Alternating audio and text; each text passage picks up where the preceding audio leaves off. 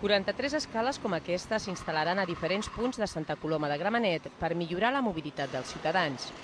Fons municipals han assegurat que aquestes actuacions afavoriran la mobilitat d'uns 50.000 colomencs, la meitat de la població total, que és precisament la que viu en barris amb majors pendents. Això vol dir també modificar el nivell de vida des del punt de vista de la seva qualitat.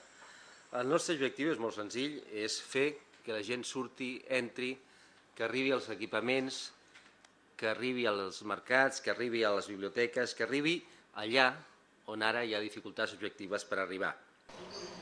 Aquest pla es complementa amb la creació d'itineraris que facilitin l'accés a barris ubicats a zones altes del municipi. El pressupost d'aquest pla, d'uns 25 milions d'euros, surt de les arques municipals.